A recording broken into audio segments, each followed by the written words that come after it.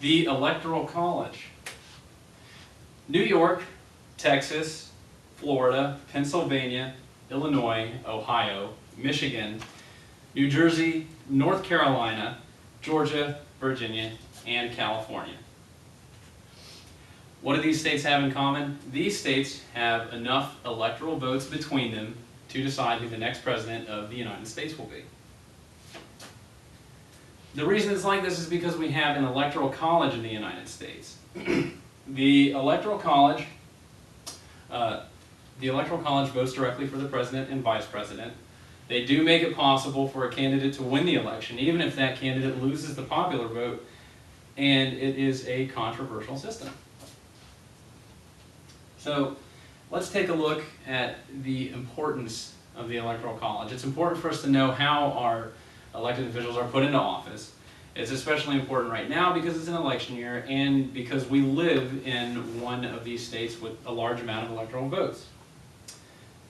Now, a lot of people know that the Electoral College exists, but they don't know exactly how it works. So let's take a look at the Electoral College, a little bit of the history of it, and see how it works. Now, according to what makes America America, the framers of the Constitution wanted to appease both the large and the small states with regard to what strength they would have when it came to the election. Now, some people felt that a popular vote, a direct popular vote, would be dangerous because communication wasn't up to par back then and there wasn't as much information about the candidates available as there is now.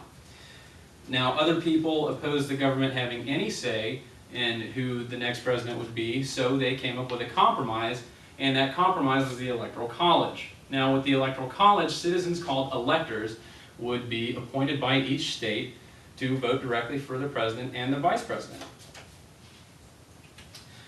Article 2, Section 1 of the United States Constitution essentially says that states may appoint a number of electors equal to the number of representatives they have in Congress.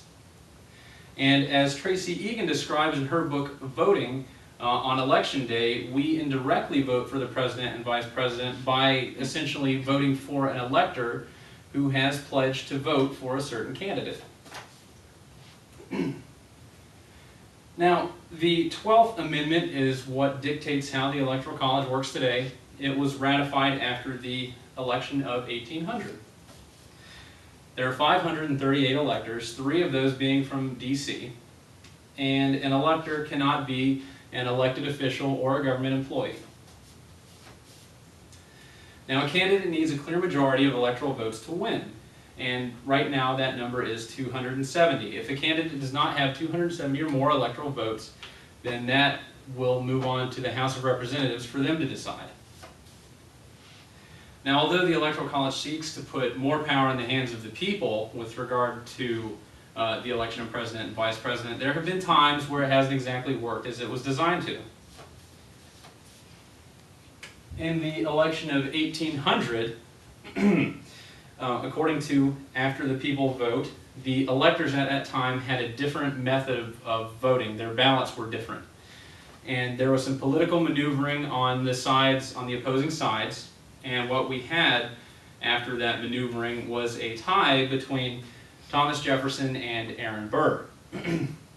Now, ultimately, this had to be decided by the House of Representatives and Congress, and Alexander Hamilton was the one who wound up kind of breaking that logjam. After this election, that's when they ratified the 12th Amendment to regulate the Electoral College. Now, in the election of 1876, Rutherford B. Hayes ran against Samuel Tilden. Samuel Tilden had a lead in the popular vote of 264,000, and he only had 184 of the required 185 electoral votes. Once again, we had some conflicting reports sent to Washington from 4 states, from Florida, Louisiana, Oregon, and South Carolina. They sent conflicting results about who won in those states. Once again, we had a tie, and once again it had to be decided by, this time, a bipartisan commission, which gave the race over to Rutherford B. Hayes, even though Samuel Tilden had 264,000 more popular votes. Now, we all remember the election of 2000. That was Al Gore running against George Bush. George Bush, he was not declared the winner of Florida until later on. Or actually earlier in the evening, Al Gore was declared the winner in Florida. That was later taken back. Then Fox News declares George Bush the winner in Florida. And we basically have 36 days of lawsuits back and forth, just making a spectacle of the country, and then we get George Bush. Now, some people support and some people oppose the Electoral College. Those who support the Electoral College say that it maintains a practical, low-conflict system of election. Now, opponents say that a winner may become president who has actually lost the popular vote, so the will of the people hasn't been realized with our choice of president in such situations. Now, basically, the framers of the Constitution had a good set of reasons as to why they needed to create this, but a lot of people do say that it's no longer needed. And as time goes on, people will look at these systems more, and we will examine how we choose our president. So now I hope you know exactly how your vote counts.